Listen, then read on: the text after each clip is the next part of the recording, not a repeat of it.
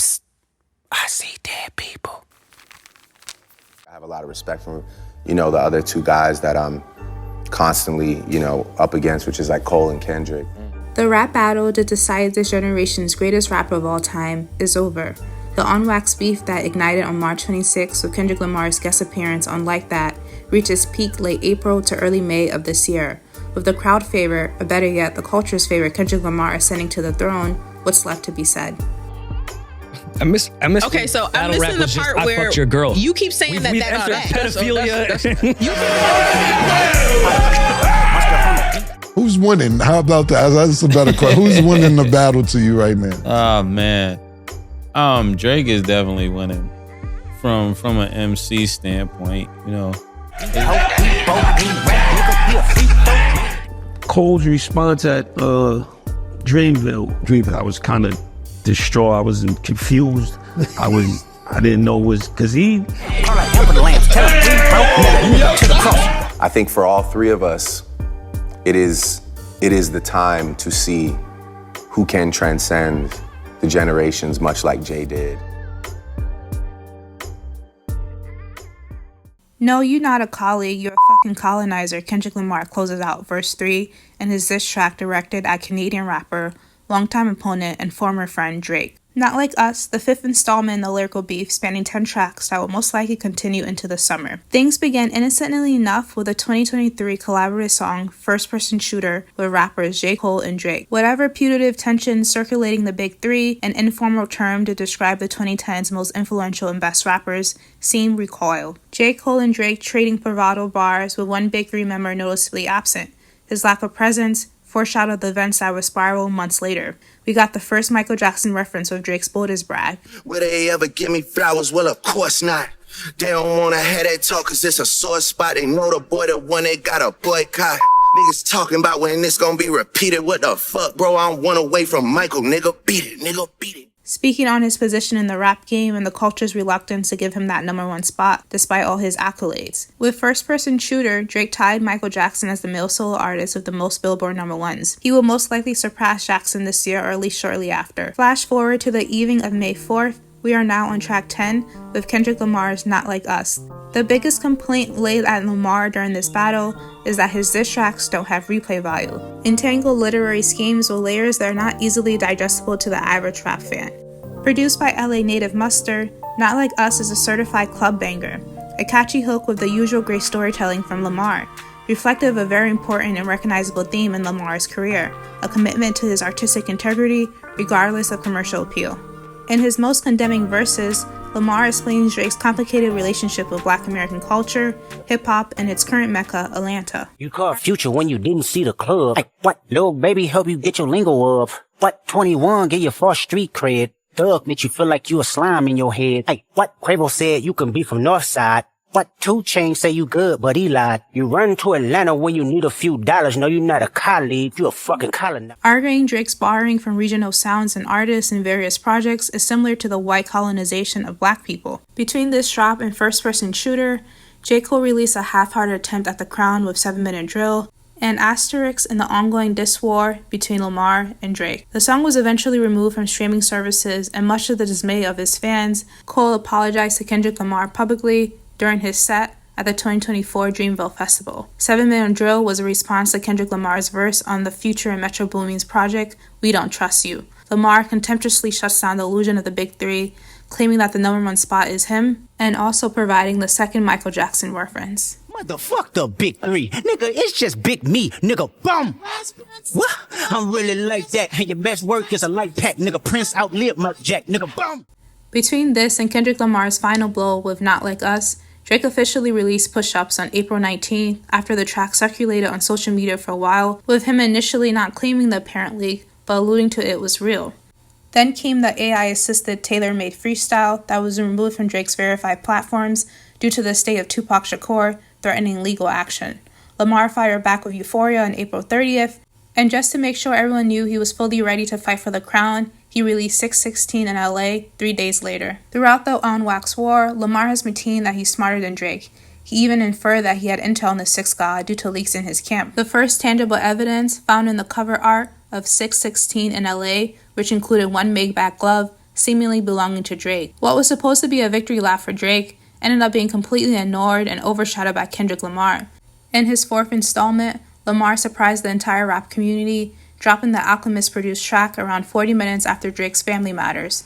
Addressing Drake's closest family members directly, first his son Adonis, then his parents, Sandra and Dennis, Drake's alleged daughter, and lastly Drake himself, calling Drake by his formal name, Aubrey, rather than his stage name. Lamar detailing the dangerous and exploited parts of the industry and accusing Drake of participating in such lewd activities around sexual assault and the abuse of girls and women. The cover art is expanded in Meet the Grams to include more personal and embarrassing items of Drake, such as the diabetes treatment medication, Ozempic, which is also commonly used for weight control. Another drug found in the cover art is the controlled substance, Zolpidem. Zolpidem is a common date rape drug. Find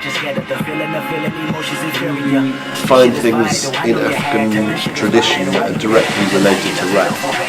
Oh, of course.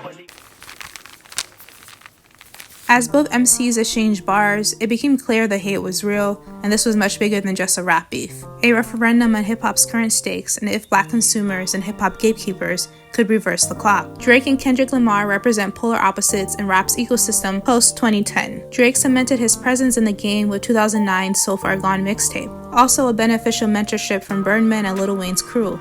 Lamar's harvest season was 2011 Section 80, and then the culture artifact Good Kid, Mad City a year later. Our sons should go play at the park. 2 light-skinned kids, that shit would be cute, unless you don't want to be seen with anyone that isn't blacker than you. Drake raps in Family Matters, calling out the hypocrisy with Lamar's jabs around his mixed race identity, considering that Kendrick Lamar is partnered with a light-skinned woman of mixed identity. Probably the most playful bar in the track, but also loaded with themes that have been underlining this beef. The themes? Drake and Kendrick Lamar's differing black experiences, and how that weaves into their artistry. When you come to Toronto, you'd better come to play.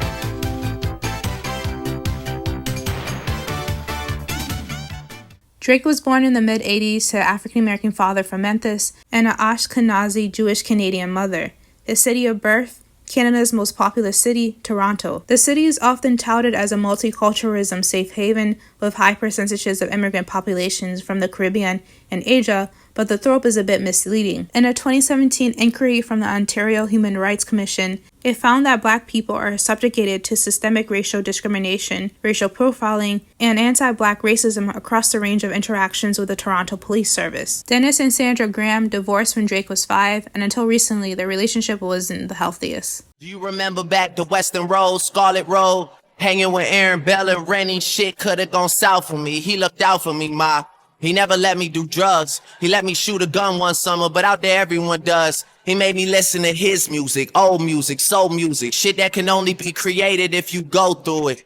I used to get teased for being black, and now I'm here and I'm not black enough. According to local interviews with Mr. Graham, he noted Drake spent summers with him in Memphis and introduced his son to his very black and soulful musical roots. Dennis Graham is a musician who was the former drummer for Jerry Lee Lewis. From his early Western rural upbringing in Toronto, he and his mother moved to Forest Hill. Although the suburb is extremely affluent, Drake has disputed claims he grew up wealthy. Drake did not, in fact, start from the bottom, far from it actually. Drake hails from upscale Forest Hill, moving to the neighborhood at age 11 after his parents' divorce. Drake didn't grow up as wealthy as some others in his neighborhood.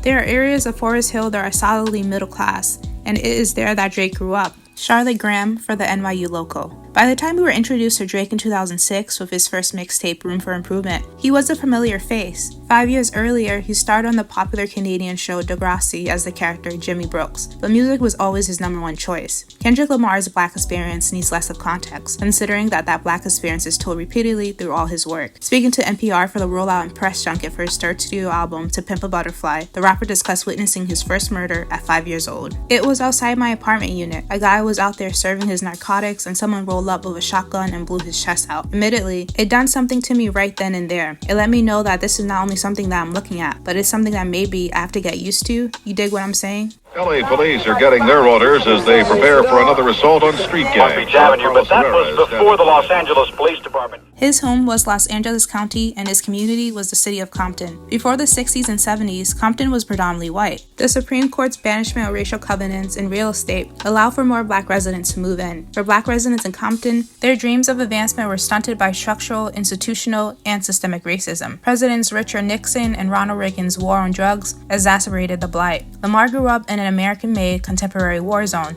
The conflict, South Central LA's crack epidemic, and dueling gang wars. The refugees, black and brown residents brutalized by the state with very few options for survival. When it comes to their musical styles, the two men differ strikingly. Kendrick Lamar wrote his standard jazz drill. His magnum opus, To Pimp a Butterfly, included jazz contributions from innovators. Lamar is also diverse, mixing West Coast beats, trap, experimental R&B, and funk into his work. He is distinctively Compton, repping his home as much as possible. While Drake wasn't the first rapper to sing on hooks, he made it less stigmatizing. T-Pain's auto-tune rap singing was hugely successful, but he received major criticism and sometimes bullying from his rap peers. By the time Drake entered the game, Lil Wayne and Kanye West were already dabbling with singing their hooks and rapping their verses, West notably with 808s and Heartbreak, making Drake's ascension into the sound much easier. His earlier work with Canadian producer 40 showcased his most distinctive sound. A mix of beats with lower frequencies and sample rates allows Drake's vocal arrangements to be the sole star. Like Lamar, he has switched up his sounds just a lot more aggressively and not always ethically. Why are you someone I like Drake? Every black girl that went to college like He just really gets us. On March 29, 2024, Beyoncé released her 8th studio album, Cowboy Carter. The country project is distinct from her other works, like her house music album Renaissance 2 years earlier. In 2019, she released The Gift, a soundtrack album for The Lion King and the musical film Black is King. The project heavily incorporates a new wave of African music. To be a global superstar like she is, you have to adapt to the music industry's changing waves. One expects artists to switch up their sounds and maybe even borrow from other musical lanes. The line between appreciation and appropriation can get blurry. Fabricating stories on the family front, cause you heard Mr. Morale. A pathetic master manipulator, I can smell the tales on you now. You're not a rap artist, you're a scam artist with the hopes of being accepted. Tommy Hilfiger stood out, but FUBU never had been your collection. I make music that electrify 'em, you make music that pacify 'em. Kendrick Lamar raps in his first verse of Euphoria, accusing Drake of not fully being accepted in hip-hop culture in comparison to him. The symbolism refers to Drake as Tommy Hilfiger, whose brand was once embraced heavily in hip-hop culture, despite pervasive racism rumors circulating Hilfiger. In return, Lamar is a stand-in for FUBU, the hip-hop apparel company. Its acronym stands for Us, By Us, and was founded by black men. In 2015, rapper Earl Sweatshirt tweeted criticism to Drake's cosign of then emerging rapper Kodak Black. Drake can be a bit of a vulture on young rap niggas, and I don't want little Kodak to be a victim of it, he said. When an onlooker pushed back against the sentiment, Earl Sweatshirt responded with, I feel you, but I still feel like Drake's overall statement isn't check out this new shit I heard, it's always self-serving. Rap is a highly competitive and young person's game. Most mainstream rappers have a 3-year lifespan. Their initial underground buzz, where everyone is excited for what's next, their peak, and then their fall off. To be a rap superstar like Drake and achieve the chart status he has amassed, you must drop consistently, and creativity sometimes gets outsourced. Drake is hip-hop's best chameleon. Each collaboration comes with the possibility of a new accent and persona. His feature stimulus packages aren't long-lasting for buzzing artists, but highly beneficial to him, allowing Drake to tie himself to what's poppin' in rap with the resources of a well-established artist. Say, Drake, I hear you like I'm young. You better not ever go to Cell Block 1.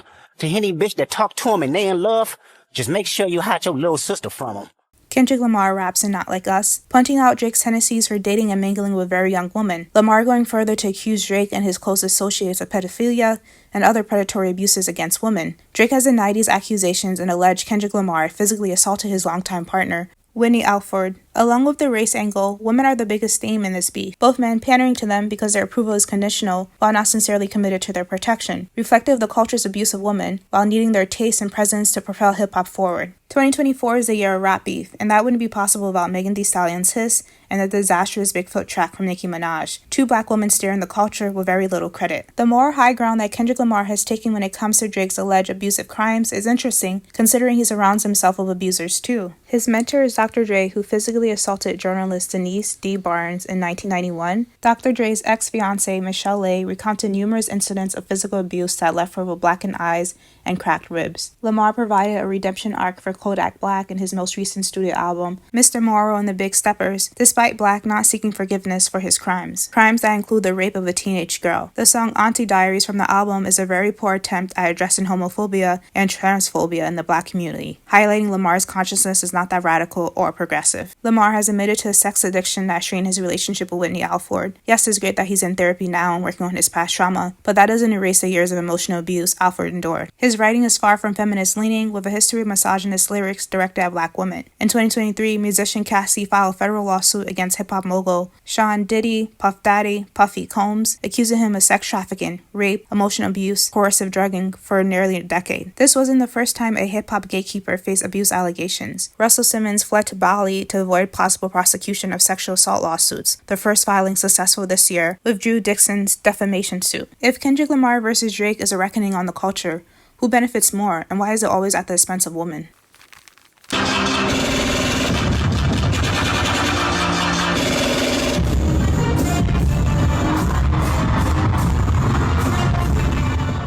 Nigga, I said it, I know that you mad. I emptied the clip over friendlier jabs. You mentioned my senile deal with his dad. I gotta go bad. Drake begins Family Matters, the best track from Toronto's King during this war. We got another Michael Jackson reference with the I gotta go bad line. Bad is a 1980s song from Jackson, in which his clean-cut pop persona gets a lot edgier. Drake uses this symbolism as a final warning to Lamar. This is no longer friendly competition. But again, Drake loses focus by sending shots to other foes like singer-songwriter The Weeknd and rapper A$AP Rocky. Fun side conquests due to the messiness of this beef, but ultimately distractions in the main event. Distractions. There were a lot of distractions for Drake. From Rick Ross' many social media posts to Metro Booming's Twitter fingers, it was clear Drake was fighting multiple wars while Kendrick Lamar remained off social media. The self-proclaimed boogeyman only appeared to drop his bars and dip. Lamar was calculated and used similar manipulation tactics he accused Drake of to sway the culture to his side, which wasn't a hard task. His media image is favorable and he has largely avoided controversies. His accusations against Drake are more believable to the culture with less evidence. Kendrick Lamar already hinted at the ways this beef would play out, particularly how Drake would act and perform through his earlier releases with Euphoria and 616 in LA. The unsettling entrance to Euphoria is a reverse vocal sample from the 1978 The Wiz. The line, "Everything they say about me is true, I'm a phony." While the line is said by Richard Pryor's character, Michael Jackson is also in the movie as the Scarecrow. Despite its name, the least scariest character and arguably the least genuine. Drake's pleas for Lamar to hit him with a quintuple entendre on the tailor-made freestyle were delivered on Euphoria and 1616 in LA. The latter track was produced by Soundwave and Taylor's longtime producer, Jack Antonoff, so literally tailor-made. Fucking way. What Kendrick say? Kendrick dropped immediately? On May 18, 2019, rapper Pusha T dropped hip-hop's greatest diss track of all time, The Story of Adidon. The track sampled Jay-Z's The Story of OJ and for the first time punctured Drake's public image. The cover art is a picture of Drake in blackface. The track was significant not just in hip-hop culture, but also general popular culture. A few weeks later, Drake released Scorpion and the song In My Feelings off the album went #1 on Billboard Hot 100 for 10 weeks. While everyone basks in Kendrick Lamar's victory lap, and we once again hear talks about Drake being finished in the game, only time will tell the honest interpretation of this beef. Drake has already cemented himself in hip-hop history, and his legacy won't be erased, no matter how many battles he loses. Lamar's win is a confirmation of well-established feelings in the culture rather than a reveal. Even the revisionist history around Drake's acceptance in the culture is intriguing because it's not just white people listening to him. While he for sure faced initial barriers during his come-up, Drake was accepted by most, if not all, of hip-hop's gatekeepers and black consumers. Is this beef a reckoning or a lack of accountability from the culture? Mon nom c'est Mamadou Mohamedou Djabate. Je suis griot. Ici, au Mali, les griots, c'est le djeli. Le djeli, c'est le sang.